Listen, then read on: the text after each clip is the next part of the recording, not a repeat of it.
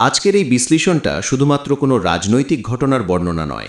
আজকের এই আলোচনা আসলে আমাদের সমাজ, আমাদের রাষ্ট্রচিন্তা এবং আগামী প্রজন্মের কাছে আমাদের জবাবদিহির প্রশ্ন। কারণ আজ যদি আমরা প্রশ্ন না তুলি, আজ যদি আমরা চোখ বন্ধ করে থাকি, তাহলে কাল ইতিহাস আমাদের ক্ষমা করবে না।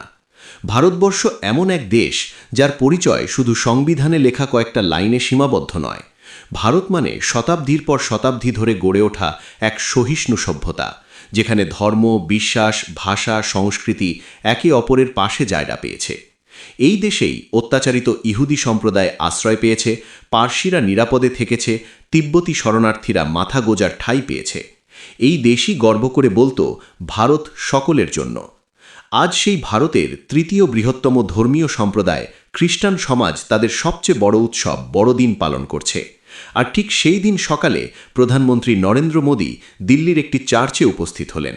ক্যামেরা আগে থেকেই সেট, গ্র্যান্ড এন্ট্রি, পাদ্রীদের সঙ্গে প্রার্থনা, ছবি, ভিডিও সব মিলিয়ে এক নিখুঁত বার্তা দেবার চেষ্টা। বার্তাটা স্পষ্ট, দেখুন ভারত কতটা সহিষ্ণু, দেখুন সংখ্যালঘুরা কতটা নিরাপদ, দেখুন খ্রিস্টান সম্প্রদায়ের পাশে স্বয়ং প্রধানমন্ত্রী। ছবিগুলো দেখতে সত্যিই সুন্দর, কিন্তু একজন সাংবাদিক হিসেবে আমার দায়িত্ব শুধু ছবির সৌন্দর্য দেখা নয়, সেই ছবির বাইরের বাস্তবতাও তুলে ধরা। কারণ এই চার্চ ভিজিটের ঠিক সমান্তরালেই দেশের বিভিন্ন প্রান্ত থেকে উঠে আসছে ভিন্ন এক ভারতের ছবি। উত্তরপ্রদেশের বারেলিতে চার্চের বাইরে উত্তেজনা, কোথাও বড়দিনের সময় হনুমান চালিসা পাঠ করে উস্কানি, দিল্লির রাস্তায় স্যান্টাক্লজের টুপি পরা মহিলাদের তাড়িয়ে দেওয়া, ক্রিসমাস ডেকোরেশন বিক্রেতাদের দোকান বন্ধ করতে বাধ্য করা। মধ্যপ্রদেশে বিজেপির এক মহিলা নেত্রীর হাতে নিগৃহীত হচ্ছেন এক দৃষ্টিহীন মহিলা। শুধু নিগৃহীতই নন, তার সন্তানের সামনে তাকে বলা হচ্ছে এমন ভাষা যা শুনে শিউরে ওঠে যে কোনো সভ্য মানুষ। প্রশ্নটা এখানেই, এই বাস্তবতার সঙ্গে প্রধানমন্ত্রীর চার্চের ছবির মিল কোথায়? এই প্রশ্নটাই তুলেছেন বিরোধী নেতারা। রাহুল গান্ধী, মমতা বন্দ্যোপাধ্যায়, আম আদমি পার্টির সাংসদ সঞ্জয় সিং, তামিলনাড়ুর মুখ্যমন্ত্রী কে স্টালিন সবাই একসুরে বলছেন, সমস্যা চার্চে যাওয়ায় নয়, সমস্যা রাস্তায় আইন না চলায়। কেউ বলেননি প্রধানমন্ত্রী চার্চে যাবেন না, ধর্মপালন ব্যক্তিগত বিষয়, কিন্তু রাষ্ট্রের দায়িত্ব হল রাস্তায় যারা গুন্ডামি করছে, যারা ধর্মের নামে ভয় দেখাচ্ছে তাদের থামানো। আর সেখানেই আজ প্রশ্ন উঠছে, রাষ্ট্র কি ইচ্ছাকৃতভাবে নীরব? রাহুল গান্ধী একটি সাধারণ ভিডিও পোস্ট করলেন। পাশে একটি ক্রিসমাস ট্রি, কোনো আক্রমণ নেই, কোনো অভিযোগ নেই, শুধু বড়দিন ও নতুন বছরের শুভেচ্ছা। কোনো শোডাউন নেই, কোনো ক্যামেরার বাহার নেই। এখানেই আসল তফাৎ। কারণ শুভেচ্ছা দিতে চার্চে যাওয়া লাগে না, লাগে না প্রোটোকল, লাগে মানসিকতা। আর সেই মানসিকতার অভাবই আজ প্রশ্নের মুখে।